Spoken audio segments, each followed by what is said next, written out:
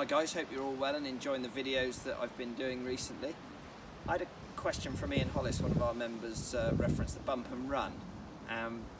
Maybe the benefits of playing this shot rather than going more aerial. He says his playing partners are maybe more fans of going a bit more higher in the air, whereas he much prefers playing the shot that's more lower to the ground. So I think the first thing to think is, and again, the lie will dictate whatever shot you're going to play, whether you're going to need a longer or a shorter golf swing. The lie is the big key thing first. Then it's all about picking the right shot. I don't think you want to get stuck into playing it one way or the other. I think it's very important to get methods and different shots in your repertoire so that you're not really going to be snookered when it comes to missing the green. Even if you short side yourself, you've got that maybe slightly higher shot in there to land it soft or whatever it may be, but you can actually get out of jail and get up and down a lot more than you maybe don't. So certainly there's some positives of playing the low shot over the high shot, and obviously I would generally try and myself go to the more running shot if that's the right shot and that can be played, because it's a lot simpler. So what I mean by that is, if I'm playing a bump and run, I'm going to only create, generally I'm going to play it with very much a one lever motion. So it's going to be very much, there's not going to be any set of the wrists, it's going to be a shorter golf swing. So in that regard, there's a lot less to go wrong, and it's a lot easier to strike the ball out the middle, and it's a lot easier to find your low point, so effectively where that club is bottoming out on the floor. As I start to take longer golf swings, especially your average club golfer, they're going to find it a lot harder then to control those elements. So think of it this way, certainly the bump and run. I like to look for very much the front third of the green. I always like to try and land it on the green if I can, because that surface is obviously going to be the most predictable. If it means that I'm trying to bump and run something through a lot of scrub or higher grass, I'm probably not going to try that. Obviously if you get summer and it gets rock hard, you can skip it through an awful lot of different bits on the fairway. Again, if you're playing by the seaside, it gets rock hard. You can play bump and runs from a long way out, but I'm always looking to land it on the edge of the green, so that front third. Hopefully I can find a flat spot.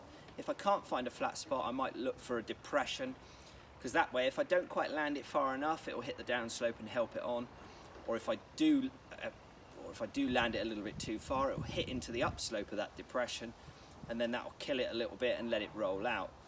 And certainly playing, or what I'm looking to do when I'm playing these short shots, I always quite imagine if I had a ball in my hand, what would I do if I'm going to throw this golf ball with my hand to get it close to the hole? Now if you imagine here is the edge of my green, so where those two clubs are, and the bucket on top of the stick over there is my flag, the last thing I'd want to do here, if that was the edge of the green and it's a fairly flat shot, is throw the ball massively up in the air to try and get it close to that flag.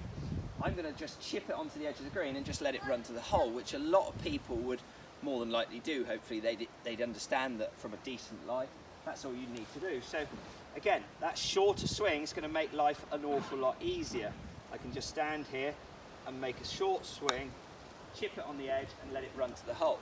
Now obviously if I had a better green here in my garden, that would show you that would run out to the hole and it'd be a lot more straightforward a shot.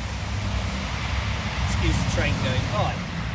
So obviously if I then change to my lob wedge and I decided, like I was saying, to play that higher shot when there's no need to, I could stand here, make a full swing,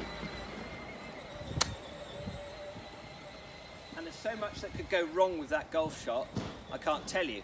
I actually struck that one quite well and it wasn't that far from the hole, but if you gave me 100 balls, I'm never going to get it very close playing a full swing like that than I am with the bump and run. Reference technique on the bump and run, I'm going to play it very much like the chipping video that I did the other day. So technique, I don't really need to go back over that. But hopefully this gives you some indication of playing that bump and run. The reason it's a lot easier to play it, but don't get sucked into the fact of playing it everywhere you go. Make sure if you need to work on that lob wedge or you need to get some practice on it, go and see your local pro or whoever it may be. Get some help playing that shot as well, because you're going to need all those shots around the green to get the shots coming off your handicap as you come down. Thank you.